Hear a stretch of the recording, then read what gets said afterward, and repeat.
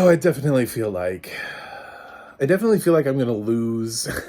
I'm losing fans by not liking this show, but I can't just like praise something just because it's popular, or I feel like I need to just because I love the diversity factor or something. But I'm really getting tired and bored. I was actually kind of falling asleep. We'll talk about it. I'm Mac, the movie guy, John Stark, and I'm a blind film critic, and you're gonna be with me here on Miss Marvel, episode 4. This is my review recap, and I do talk about spoilers. So I was finding it really hard to do these without spoilers, trying to tell you what it was that I did and didn't like, and anyway. So Kamala and her mom went off to Pakistan because Grandma summoned them, and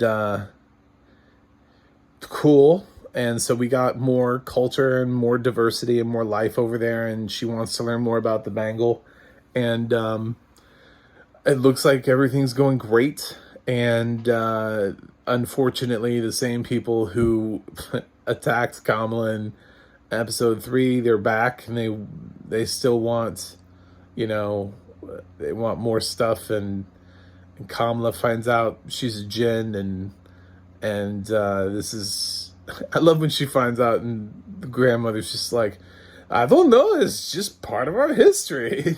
Like, it's just who we are. I didn't think anything of it, like, why didn't I tell you? I don't know. I just, it's just, it's very like nonchalant, her whole thing. And Kamala's like, why don't I know this? She's like, I don't know. This is who we are. I don't know. It's like, but I mean, somebody has to tell me who I am, like if I went my whole life and then somebody was like, psst, hey, by the way, you're an alien. I'd be like, what? What? Why didn't anybody tell me this? Be like, oh, dude, your whole family's been. We settled here from space. Nobody told you? And it's like, no, everybody forgot. Like we just totally forgot to tell me. So that was a good scene, because it was kind of ridiculous that nobody decided to tell Kamala that she is descendant of this thing that they had talked about originally back in episode 2. So that was a nice callback.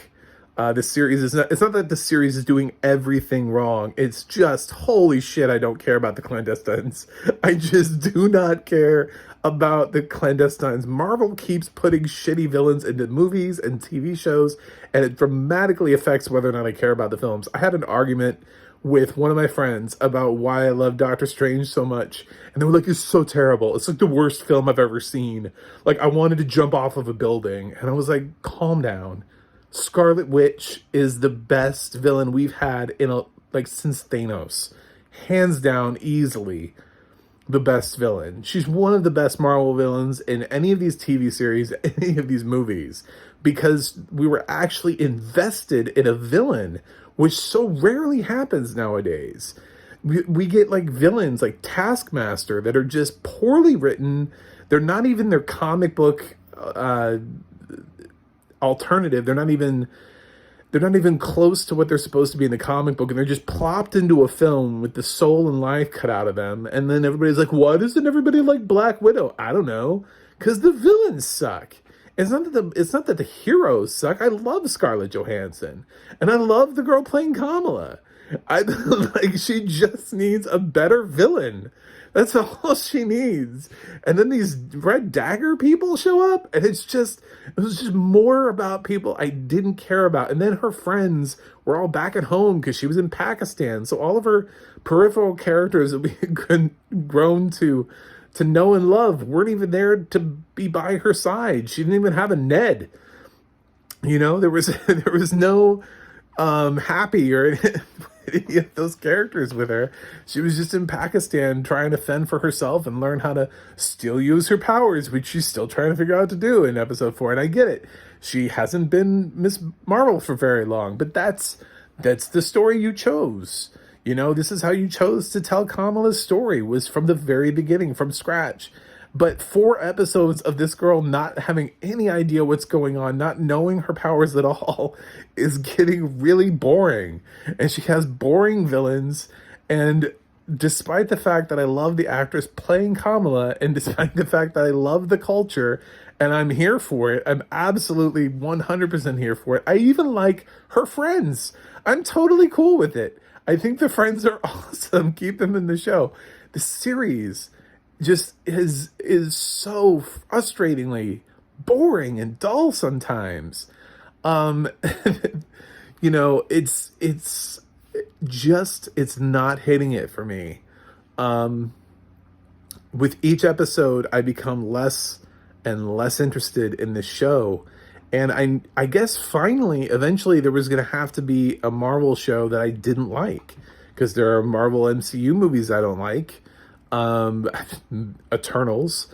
I'll throw that one out there real fast. Throw that one under the bus. But I'll also say, for a long time, most Marvel fans have sat with Thor: The Dark World. Like, collectively, I would sit in communities online, and whenever that conversation would come up and they'd be like ranking the Marvel films, like, I don't know, 8 out of 10 people always put Thor: The Dark World at the bottom, and then like 2 other people try to be like creative or inventive, but you never see Thor: The Dark World in somebody's like top 5. Like, nobody's that bold. That's somebody just trolling to even put it in the top 10. It's just, usually somebody just gives it like a slight pass, and they rank like a couple films below it, or like 1 film below it. They're like, oh well, it's not the absolute worst.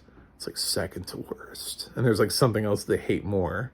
But pretty much before Eternals, and Black Widow, I've seen Black Widow now at the bottom of many lists. It was just always Thor: The Dark World. We've been living with that forever. So now we have Miss Marvel is just going to be the series that just, it's not really working. They have 2 more episodes, so I'm holding out hope. I will continue to watch the show. And if they have a second season, I'll watch the show.